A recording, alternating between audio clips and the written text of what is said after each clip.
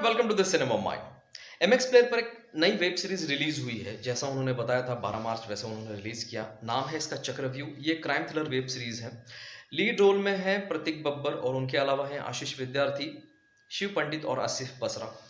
Unfortunately Asif Basra जो हैं आज इस दुनिया में नहीं है। उन्होंने सुसाइड कमिट किया था शायद इस साल की शुरुआत में या पिछले साल में। लेकिन उनका एक क्रूशल रोल, छोटा सा लेकिन क्रूशल रोल इस वेब सीरीज में है। राउत नाम का कैरेक्टर उन्होंने प्ले किया है। कुल मिलाकर 8 एपिसोड्स हैं। आधे घंटे का एक एपिसोड है तो आपको पौने 4 घंटे देने पड़ते हैं। लेकिन अच्छी बात ये है कि ये क्राइम थ्रिलर होने की वजह से right from the beginning to end आप बंधे रहते हैं इस वेब सीरीज से। ग्रिपिंग है ये और बिंज वर्दी है, तो वन गो में ख़त्म हो जाएगी वेब सीरीज। इस तरह से उसको बनाया गया है। और एमएक्स प्लेयर की एक खासियत है, हिंदी वेब सीरीज जितने मैंने देखी उसके बारे में मैं सिर्फ बताऊंगा, बाकी लैंग्वेज के बारे में मुझे कोई आइडिया नहीं। कि जितना भी मैंने देखा या फिर हिंदी डब वर्जन में जितना भी मैंने अब तक कंटेंट देखा होगा, इनका जो इंटेंशन होता है, जो मकसद होता है, जितने भी वेब सीरीज वो रिलीज करते हैं उनके कंटेंट पे, वो सिर्फ इंटरटेनमेंट देना, यही एक उनका उद्देश्य होता है। इनका कोई भी कंटेंट जो है कंट्रोवर्शियल नेचर का बिल्कुल नहीं होता, एक्सेप्ट आश्रम। आश्रम थोड़ा कंट्रोवर्शियल नेचर का था, ऐसा पढ़ा मैंने कहीं पे, थोड़ी बहुत कंट्रोवर्सी हुई थी इस वेब सीरीज को लेकर। अदरवाइज बाकी सारा जो कंटेंट है वो सिर्फ एंटरटेनमेंट के पर्पज से बनाया जाता है। अबोव 18 कंटेंट थोड़ा ज़्यादा होता है, बस यही एक चीज़ है। वो तो आजकल हर एक ओटीटी प्लेटफॉर्म को आपको देखने को मिलेगा।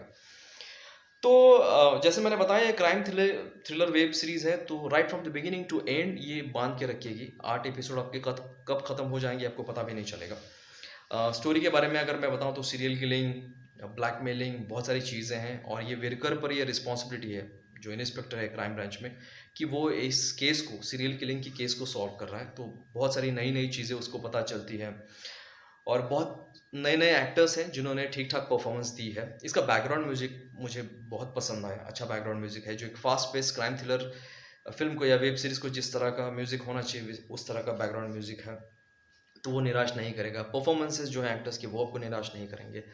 ओवरऑल ये आपको बांध के रखेगी।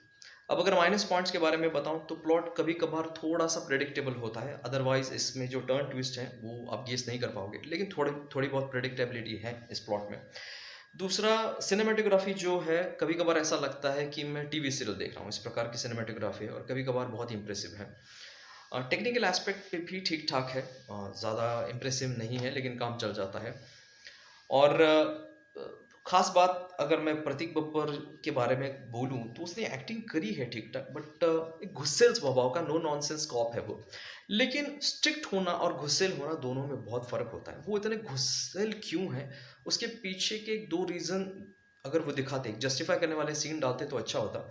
उसके बैकग्राउंड के बारे में, इंस्पेक्टर विरकर के बैकग्राउंड के बारे में कुछ नहीं दिखाया गया है। वो अकेला है, रात में कश्ती में रात गुजारता है, बस इतना हम देखते हैं। बाकी उसके बैकग्राउंड के बारे में कुछ नहीं बताया गया है। जैसे अभय जो वेब सीरीज आई थी Z5 पर, अभय इतना एकदम स्ट्रिक्ट और एकदम स्ट्रिक्ट नेचर उसका है अभय का, तो उसके पीछे का कुछ ना कुछ रीजन है। वैसा इस वीरकर के बारे में कुछ नहीं बताया गया। बाकी वो गोश्त की दुकान होकर घूम रहा होता है, एकदम मटन की दुकान। जिस तरह से उसने अपनी बॉडी बनाई है, इम्प्रेसिव लगती है और उसका एक हस्की वॉइस उसे सपोर्ट करता है उसकी पूरी पर्सनालिटी को। ये उसके प्लस पॉइंट्स है। लेकिन उसके बारे में कुछ थोड़ा दिखाना ज़रूरी था, उसके बैकग्राउंड के बारे में। बस यही एक दिक्कत है। अदरवाइज जिन लोगों को क्राइम थ्रिलर वेब सीरीज देखना बहुत पसंद है तो उन्हें तो बिल्कुल मज़ा आएगा इसको देखने के बाद। चलिए, मैं यहीं पर रुकता हूँ। अगर ये वीडियो को पसंद आता है तो लाइक कीजिए, शेयर कीजिए और चैनल को प्लीज़ सब्सक्राइब कीजिए। नमस्ते।